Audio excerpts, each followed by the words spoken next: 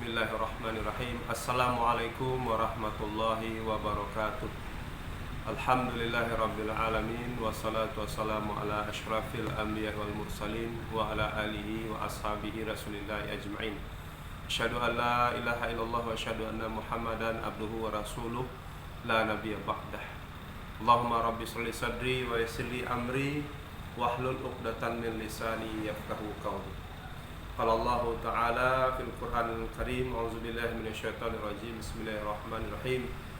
Ya ayyuhallazina amanu kutiba 'alaikumusiyam kama kutiba 'alal ladzina min qablikum la'allakum tattaqun. Wahai orang-orang beriman, diwajibkan kepada kamu berpuasa sebagaimana diwajibkan kepada orang-orang sebelum kamu agar kamu bertakwa. Pertama, marilah kita bersyukur kepada Allah Subhanahu wa taala atas limpah rahmat, nikmat dan karunia yang Allah berikan kepada kita pada hari ini. Kita senantiasa diberi oleh Allah kesehatan, kekuatan dan kesempatan untuk dapat terus beribadah kepadanya. Kemudian salawat dan salam tidak lupa kita sampaikan kepada Nabi kita, Nabi Muhammad sallallahu alaihi wasallam. Allahumma shalli ala Muhammad wa ala ali Muhammad. Ikhwah rahimakumullah, pada hari ini tanpa terasa satu hari lagi atau sesuai dengan kuliah Muhammadiyah atau metode hisab hari ini, ya insyaallah maghrib nanti kita akan masuk pada tanggal 1 Ramadan dan malam ini kita akan melaksanakan tarawih. Kita bersyukur kepada Allah sebagaimana Rasulullah SAW mengajarkan kita doa, Allahumma barik lana fi Rajab wa Sya'ban wa balighna fi Ramadan. Ya Allah, berkahilah kami di bulan Rajab dan Sya'ban dan sampaikanlah kami di bulan Ramadan. Dan mudah-mudahan insyaallah kita sampai pada bulan Ramadan.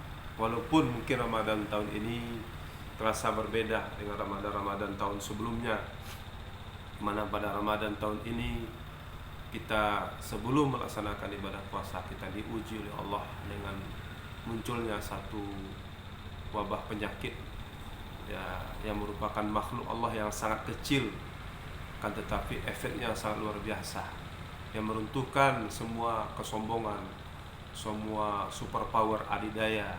Bahkan hari ini Amerika yang merupakan negara superpower katanya, ini korbannya yang paling banyak. Nauzubillah min zalik. Kita berdoa kepada Allah, mudah-mudahan wabah ini tidak sampai merajalela di Indonesia. Kita berdoa kepada Allah, wa iza maritu fa huwa yashfin. Kalau kita sakit, Dia yang menyembuhkan kita.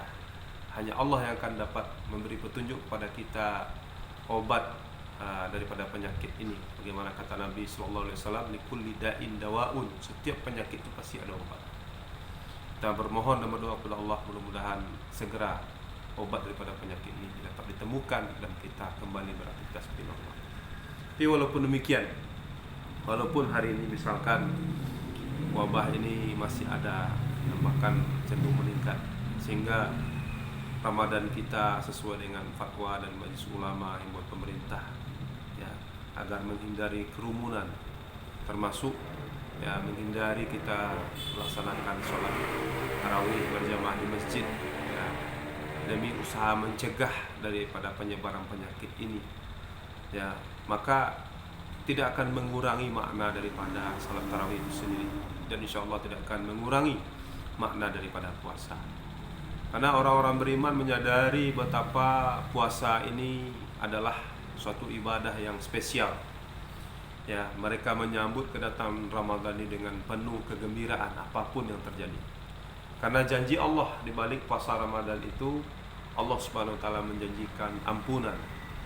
Allah Subhanahu wa taala menjanjikan derajat takwa, ya. Bagaimana kata Allah dalam ayat surah Al-Baqarah 183 yang kita bacakan, wahai orang beriman, diwajibkan kepada kamu berpuasa bagaimana diwajibkan kepada orang-orang sebelum kamu agar kamu bertakwa. Ya.